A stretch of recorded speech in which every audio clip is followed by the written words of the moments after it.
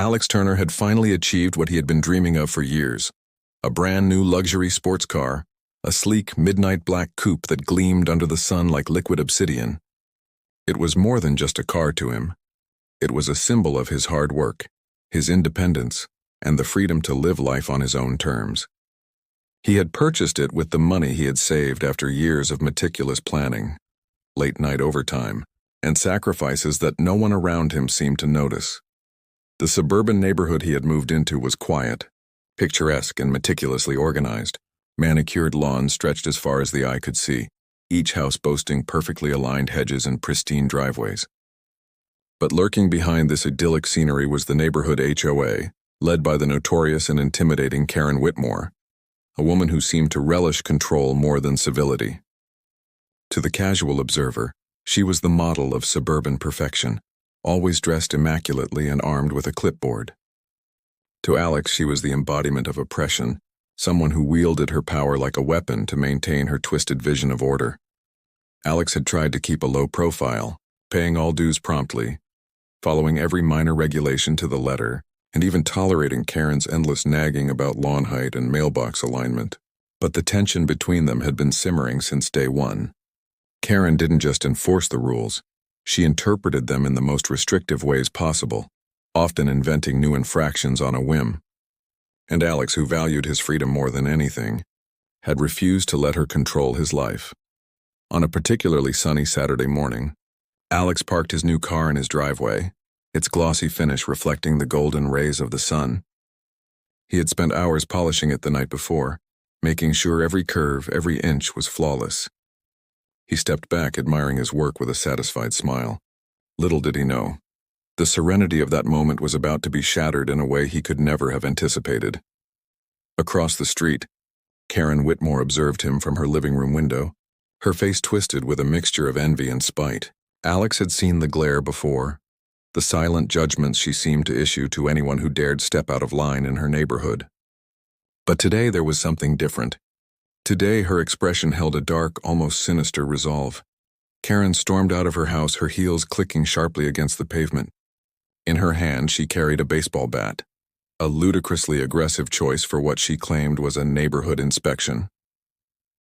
Alex noticed her approach and instinctively stepped forward, raising a hand in a futile gesture to ward her off. "Karen." "What on earth?" he began, but she didn't respond. Without warning, she swung the bat, shattering the driver's side window of his brand new car. Glass exploded across the driveway, glittering like deadly shards in the sunlight. The tires hissed as a piece of glass embedded itself, and the pristine leather interior was instantly ruined by the shards of broken glass. Alex froze, the shock coursing through him. "You think you can just flaunt your wealth here?" Karen snapped, her voice a mixture of rage and triumph. "This is my neighborhood. You will follow the rules or you will pay the price." Alex's mind raced. He knew that calling the police was an option, but deep down he also knew that by the time law enforcement arrived, Karen would have concocted some story to justify her actions. And besides, his blood was boiling, not just with anger at the destruction of his car, but at the audacity of this woman who had made it her mission to control everyone's lives. He stepped closer, trying to reason with her. "Karen, this is ridiculous. You can't just..." But Karen didn't listen. She was already backing away, her eyes blazing with a mix of fear and triumph, confident that she had made her point. Alex's heart pounded in his chest. He looked at his ruined car, then at Karen retreating to the safety of her yard, and something inside him snapped. It was in that instant that Alex decided he would not be a victim. If Karen wanted a war, he would give her one. Swiftly, decisively, and without hesitation. He knew exactly what to do. Within the hour, Alex had arranged for a tow truck to arrive at Karen's property. He hadn't broken any laws.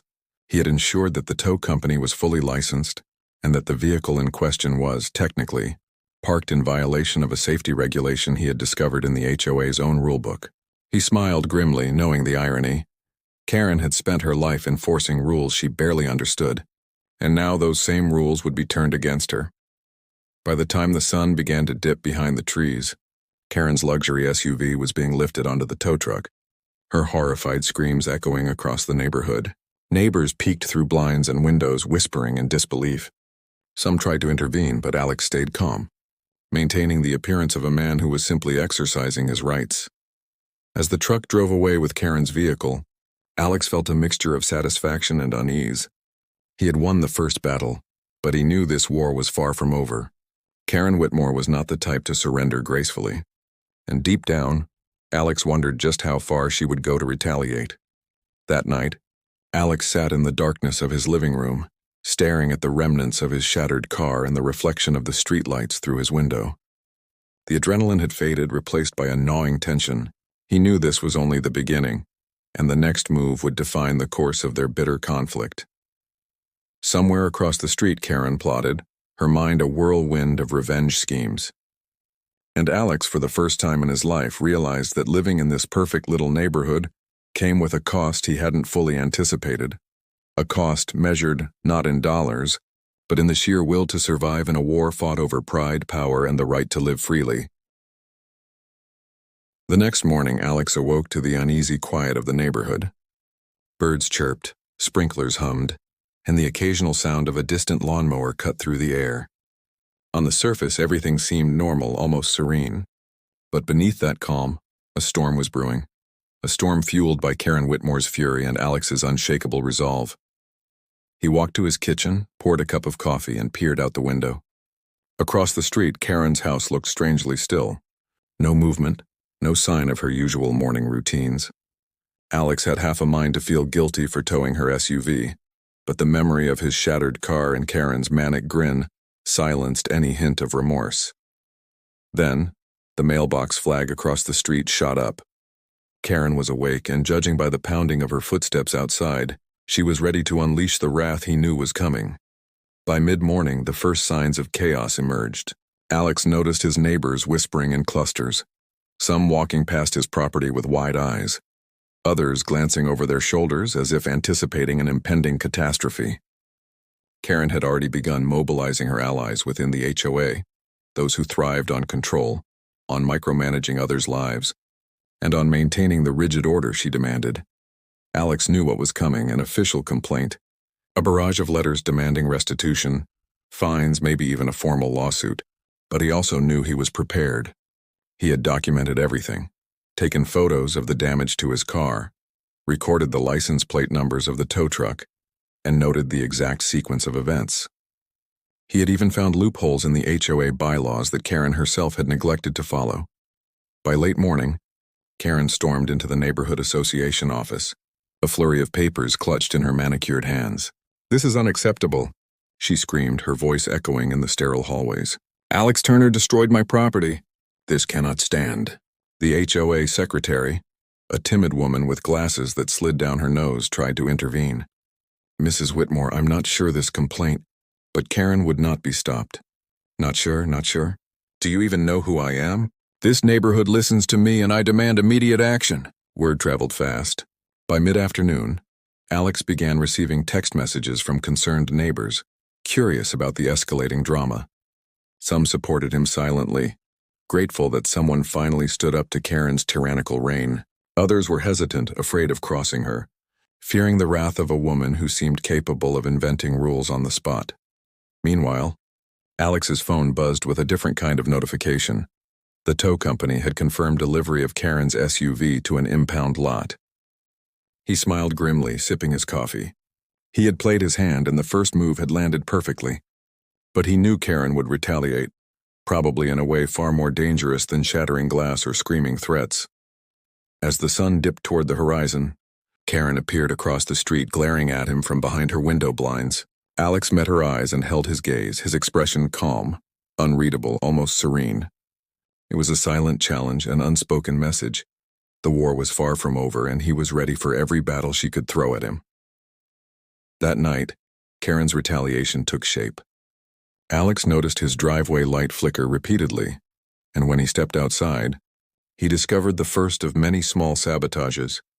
The tires on his car had been punctured, presumably by a sharp object thrown from across the street.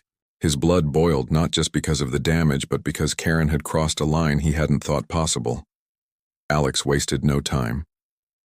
He called a friend who ran a small security business, installing surveillance cameras to monitor Karen's property as well as his own. If Karen wanted war, he would fight with strategy, patience, and meticulous planning. He was no longer just defending himself. He was taking the fight to her. The following days were a tense chess game. Karen attempted to rally the HOA board against him, citing non-existent infractions and exaggerating minor ones. She sent letters demanding immediate fines, threatening legal action, and even trying to involve local authorities. But Alex had anticipated each move, countering with meticulously documented evidence. He watched with grim satisfaction as her credibility slowly eroded, her allies beginning to doubt her motives. One evening, Alex returned from work to find a large envelope slipped under his front door. Inside were photographs of his shattered car, notes with threats, and even a hand-drawn map indicating the layout of his property. Karen's message was clear. She was escalating, and nothing would stop her from exacting revenge. But Alex remained calm. He knew the key to winning was not anger, but strategy. He contacted the local police department, sharing all documentation, and filed an official complaint against Karen for vandalism and harassment. While the police could not immediately arrest her, the record existed, and every future move she made would be scrutinized under this legal lens. Neighbors watched in awe and fear. Some had started siding with Alex, realizing the lengths Karen would go to control everyone's lives. Others whispered that the situation had spiraled beyond anyone's control, that the neighborhood would never be the same. Then came the evening that would change everything. Karen, in a fit of rage, drove her impounded SUV back onto the street, an attempt to intimidate Alex, to demonstrate that she was untouchable. But Alex was ready. Using a loophole in the city's parking ordinances, he called another tow company. Within the hour, Karen's vehicle was lifted once again, leaving her fuming and humiliated in front of the entire neighborhood. It was a turning point. Karen's confidence, which had seemed unshakable, began to crack. She was no longer the all-powerful queen of the HOA. She was a woman exposed, vulnerable, and enraged by a neighbor who refused to bow down. By the time the streetlights flickered on, illuminating the manicured lawns in an eerie glow, Alex sat in his living room sipping a glass of whiskey. He knew this was only the beginning, that Karen would stop at nothing to reclaim her authority. But for the first time, he also felt a surge of empowerment. He was no longer a victim. He was a force to be reckoned with, a man willing to stand up to tyranny no matter the cost. And somewhere across the street, Karen Whitmore plotted her next move, unaware that Alex was always one step ahead. The war had escalated, and the next chapter promised to be far more dangerous, far more unpredictable, and far more thrilling than either of them could have imagined. The tension in the neighborhood had reached a boiling point. What had begun as a simple dispute over property and control had transformed into a full-blown conflict that had the entire community talking. Neighbors peeked through curtains, whispered in driveways, and speculated about who would make the next move. Alex Turner and Karen Whitmore had become the unwilling stars of a suburban war, each maneuvering with precision, strategy, and stubborn pride. Karen's obsession with retaliation grew more erratic by the day. Every morning she appeared at her window, scanning the street like a hawk, searching for any sign of weakness. She spent hours drafting letters to the HOA board, carefully crafting them to portray herself as the victim, while simultaneously casting Alex as an unhinged menace. But despite her meticulous planning, the tide was slowly turning. Alex had anticipated nearly every move, and the neighborhood began to notice the contrast between his calm, calculated responses and Karen's increasingly frantic behavior. One Saturday, Alex awoke to find a series of threatening notes pinned to his front door and mailbox. Each one was more aggressive than the last, accusing him of harassment, intimidation, and flagrant disrespect of the neighborhood rules. Some even included sketches of his property with red circles around key areas, a clear attempt to intimidate him. Instead of panic, Alex felt a strange sense of satisfaction. He had expected this. In fact, he had anticipated that Karen's next move would be psychological warfare, and he was ready. With meticulous attention, he documented every note, every threat, and every interaction. He photographed them, scanned them, and even logged the approximate time each one had been left. Every action she took became a piece of evidence in the growing case against her. By mid-morning, Karen had escalated further. She had called the local police multiple times, claiming harassment, property damage, and intimidation. When the officers arrived, Alex calmly presented his side, showing them the tow receipts, photographs of his car, and evidence of Karen's threats and vandalism. The officers listened carefully, their expressions neutral but attentive, and it became clear to Karen that her campaign of fear was losing its power. Anger bubbled within her. She had underestimated Alex Turner, and the realization stung more than she would admit. To her, control was everything, and losing it, even in a small corner of the world, was intolerable. Karen began to concoct more extreme measures, plotting to make Alex regret defying her. But the more she planned, the more reckless she became. Meanwhile, Alex's reputation in the neighborhood quietly strengthened. Some neighbors who had once feared Karen's wrath began to approach him discreetly, offering support, sharing stories of their own grievances and providing information that could be useful in the ongoing dispute. They had seen firsthand how Karen operated, how she manipulated rules and intimidated residents, and they quietly admired Alex for standing up to her. One evening, a meeting was called at the HOA office to address the ongoing conflict. Karen arrived with a folder bursting with documents, her face flushed with determination and fury. Alex walked in calmly, his evidence meticulously organized in a neat binder. The room was tense, every eye on the two of them, waiting for the inevitable confrontation. Karen launched into her accusations with practiced venom. She described Alex as a reckless, defiant neighbor, one who had stolen her vehicle, caused emotional distress, and disrupted the peace of the community. Her voice rose with each word, echoing off the walls, seeking to dominate the conversation. When it was Alex's turn, he spoke with clarity and precision. He presented the documented evidence of her vandalism, the police reports, the photographic proof of her threats, and even the detailed records of the tow incidents. He remained calm, measured, and professional, his demeanor in stark contrast to Karen's fiery tirade. As he spoke, the room began to shift. Members of the HOA board exchanged glances, their skepticism of Karen growing with every passing moment. Her meticulous plans and polished rhetoric began to crumble under the weight of undeniable facts. It was clear that Alex was not only prepared but had anticipated nearly every scenario she could throw at him. By the end of the meeting, the board was left with no choice but to issue a formal warning to Karen, citing her harassment and property damage. The letters she had meticulously drafted, the threats and the intimidation tactics were documented as evidence against her. For the first time, Karen realized that the game had changed. The neighborhood's perception of her was shifting, and her once unassailable power was beginning to erode. But Karen was far from defeated. Her obsession with revenge now took on a more dangerous edge. She began plotting covert actions, small acts of sabotage meant to unsettle Alex, testing the limits of legality while attempting to avoid direct confrontation. She knew that any blatant move could lead to criminal charges, so she resorted to subtler tactics, manipulating neighborhood rules, spreading rumors, and attempting to influence other homeowners to side against him. Alex, however, was always a step ahead.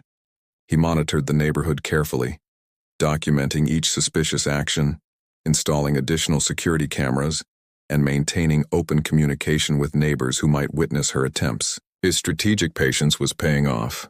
Each attempt by Karen to destabilize him only reinforced his position, providing additional proof of her escalating obsession and recklessness. One evening, Alex received an anonymous tip from a neighbor. Karen had been seen tampering with his driveway, attempting to loosen bolts on his car's wheels. Though the tip was unverified, it was enough to justify increased security measures. Alex hired a private security consultant to evaluate his property, ensuring that every angle was monitored and every potential vulnerability accounted for. The neighborhood buzzed with speculation, and for the first time, Karen's neighbors began questioning her integrity openly. As the days passed, the conflict became more than just a personal feud. It transformed into a battle of strategy, wit, and endurance, a test of who could outmaneuver the other while maintaining control over public perception. Alex realized that winning wasn't about inflicting immediate pain. It was about persistence, preparation, and letting Karen's own actions reveal her true nature. By the time the sun set on another tense day, Alex sat in his living room, reviewing footage from the security cameras, noting patterns and planning his next moves. He knew Karen's obsession would continue to grow, but so would his determination. This was no longer simply about a car or a driveway. It was about asserting boundaries, standing up to tyranny, and showing that one person's resolve could withstand the forces of obsession and control. And somewhere across the street, Karen Whitmore paced in her living room, plotting her next attack. Her fury had become a living thing, consuming her thoughts, clouding her judgment, and pushing her further into reckless territory. She was no longer a neighborhood enforcer. She was a woman consumed by her need for revenge, and Alex Turner was the object of her obsession. The stage was set for the final confrontation. What had begun as a simple act of retaliation, the towing of a car, had escalated into a battle that would test the limits of patience, legality, and human endurance. Both parties knew that the next move could change everything. The question was who would emerge victorious and at what cost. The neighborhood had changed. What once had been peaceful streets and quiet lawns had become a battlefield of tension and whispered stories. For weeks, Karen Whitmore had waged a campaign of intimidation, harassment, and covert sabotage against Alex Turner, convinced that she could reclaim the control she had lost. But with every move she made, Alex had anticipated, countered, and documented, turning her aggression into her own undoing. By the start of that fateful week, Karen's obsession had reached a fever pitch. She spent hours at her window, glaring at Alex, plotting every possible scenario for revenge. But what she didn't realize was that her relentless focus had blinded her to the fact that the neighborhood was quietly watching and slowly turning against her. Alex, meanwhile, had elevated his defenses. His security cameras now covered every angle of his property, with high-definition footage recording 24/7. He had legal counsel reviewing every HOA letter, every incident, ensuring that he remained untouchable while Karen continued to spiral. He had also cultivated allies, neighbors who had grown tired of Karen's tyranny and were willing to testify or provide evidence of her escalating obsession. Then came the evening that would decide everything. Karen, driven by desperation and rage, attempted her boldest move yet. Under the cover of darkness, she drove her SUV, now retrieved from the impound for the third time, onto the street, intending to block Alex's driveway and confront him directly. Her plan was simple in theory: intimidate, provoke, and regain control. But Alex had anticipated this. Security footage captured her approach, and he was already outside, calm and prepared. As Karen stepped out of the vehicle, waving her arms and shouting accusations, Alex calmly recorded the interaction on his phone, ensuring there was undeniable evidence of her erratic behavior. "You think this will scare me?" he asked evenly, his voice steady despite the tension in the air. "Karen, this has gone far enough." Karen, consumed by fury, lunged at him, trying to shove her way past him toward the driveway. Alex sidestepped smoothly, maintaining control of the situation while keeping his phone recording.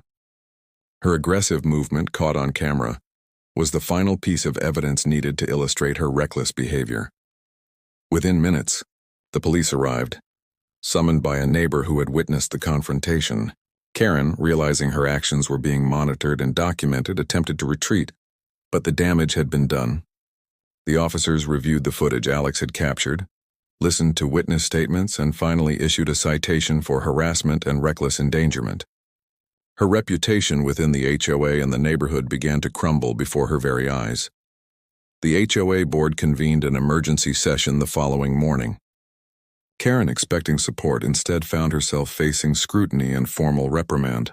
Her attempts to manipulate the board had backfired spectacularly, and they now questioned her leadership, her judgment, and her suitability to enforce the neighborhood's rules. Evidence after evidence, photographs, videos, witness testimonies painted a clear picture.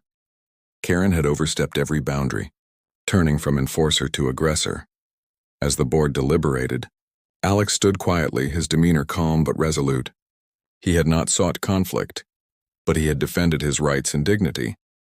The board, recognizing the undeniable truth, issued a formal censure against Karen. She was removed from her position of authority, prohibited from taking further actions against him, and required to attend a conflict resolution program before resuming any HOA role. The neighborhood breathed a collective sigh of relief. Alex's persistence had paid off. He had not only defended his property and autonomy, but had exposed the toxic control Karen had wielded for years. Slowly, Peace returned to the streets, though the memory of the conflict lingered like a shadow. For Alex, the victory was bittersweet. His car, though repaired, bore the marks of the initial attack: shattered glass, minor dents, and a reminder of the chaos that had unfolded. But to him, those marks were not just damage. They were a testament to his resilience, his ability to stand firm in the face of relentless adversity. Karen, on the other hand, retreated into relative obscurity. Her authority stripped and her credibility shattered, she was forced to confront the consequences of her obsession. The neighbors who had once feared her now kept their distance, and whispers of her downfall became a cautionary tale about the dangers of unchecked power. Alex continued his life, now more cautious but empowered. He had learned valuable lessons about boundaries, strategy, and the importance of documenting and defending oneself.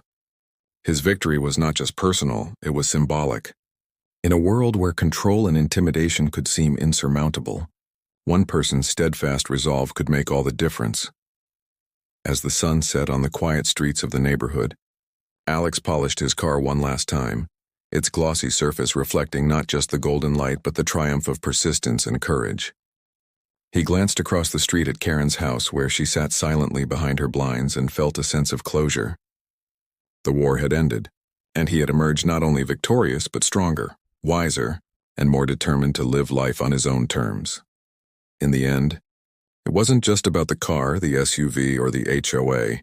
It was about standing up to oppression, refusing to be bullied, and proving that justice, even in the smallest corners of the world, could prevail. And for Alex Turner, that was worth more than anything money could buy.